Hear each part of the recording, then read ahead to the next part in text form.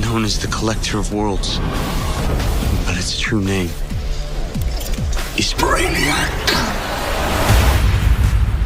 With all the chaos online about who might end up buying Warner Studios, the internet basically exploded. One day people are saying the studio is about to grab Paramount, the next day it's supposedly getting scooped up by Saudi investors, and somewhere in this flood of rumors there's this loud idea that the DC rights might jump over to Netflix. Right on top of that noise, Zack Snyder suddenly starts dropping old footage from Justice League, and of course that instantly fires up the fans like he's teasing that something might come back to life. But if you cut through all that chatter, only one story is actually moving forward right now, and that's the new Superman. We already got the new movie this summer, which officially kicked off the new DCU slate. And the wild part is that the sequel is already confirmed. It happened so unexpectedly that people were literally double-checking if it was real. The second movie is coming in summer 2027, which is practically tomorrow. At first it seemed like DC would focus on the other heroes first and push the next Superman movie way down the line, but nope.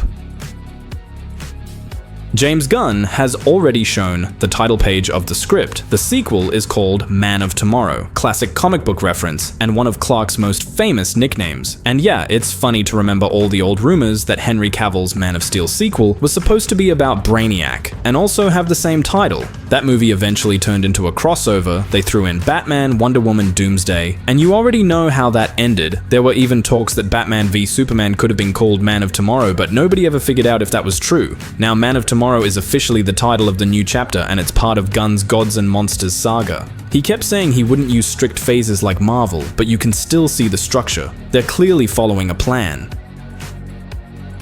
And honestly, it's awesome that the sequel is coming this fast. The audience still remembers the new Superman, the excitement is still fresh. Sure, the movie didn't hit $1 billion, but people genuinely liked it, and it really refreshed the franchise. It delivered the kind of Superman many fans had been waiting for. Bright, hopeful, heroic. Snyder's take is a totally different angle, and it has its place, but this new direction is its own thing. Now about the sequel itself. Gunn warned right away that this won't be a classic direct follow-up. The story will stand on its own, and the events of the first movie won't matter much. Technically, it's a continuation, but you'll be able to watch it without seeing the first one. Interesting approach. The cast stays the same though. David Corenswet is back as Clark, Nicholas Hoult returns as Lex, Rachel Brosnahan is still Lois, everyone else is still up in the air.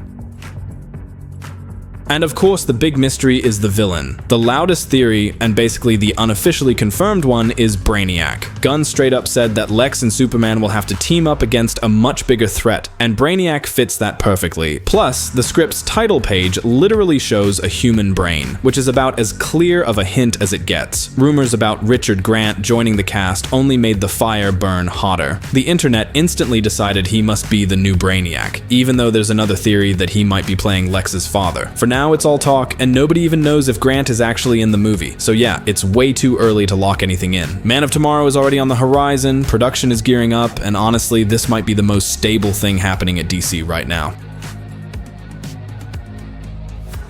There are also whispers that the classic Brainiac is going to be heavily reworked for the new DCU. Makes total sense since Gunn has already reinvented a bunch of characters, so it wouldn't be surprising if he gave Brainiac a fresh spin too. And everything starts to click when you remember that next year we're getting the Supergirl movie with Millie Alcock and Jason Momoa in the cast. It really looks like her film is the piece that will connect the first Superman and Man of Tomorrow. She's basically the bridge between the two stories. Her appearance isn't officially confirmed, but logically she feels like a guaranteed part of it. She showed up in the first movie, and you can clearly see Gunn's strategy. New heroes show up early so they can slide right into the bigger events later, and if Lex and Superman are teaming up against something way bigger than their feud, Supergirl feels like the perfect character to be the first one to spot the threat. Maybe she's the one who warns everyone that Brainiac is heading toward Earth, or if we're being cautious, that a major cosmic threat is coming, even if the name isn't confirmed yet.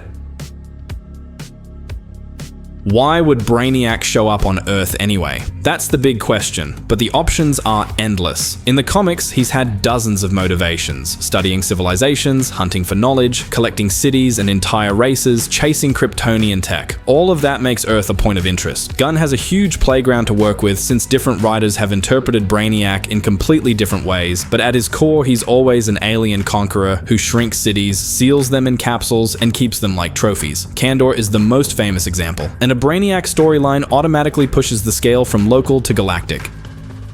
There's another important piece here, the alliance between Lex and Superman. In the comics, they've teamed up plenty of times, including fresh storylines where they join forces again for a common goal. Gunn clearly loves these awkward alliances, and their dynamic could become one of the best parts of the sequel. They already played off each other so well in the first movie that a forced partnership could give the story a lot of energy and tension. Gunn has also said that his biggest inspiration comes from the comics of the 80s and bestseller stuff like All-Star Superman, Birthright, and those classic Brainiac arcs. And he likes pulling ideas from Game of Thrones and Lord of the Rings, especially when it comes to complex relationships and big conflicts. If he's building Man of Tomorrow not as a regular sequel, but as its own large-scale story, then a Superman and Lex team up against a cosmic enemy feels like an epic political thriller disguised as a superhero movie.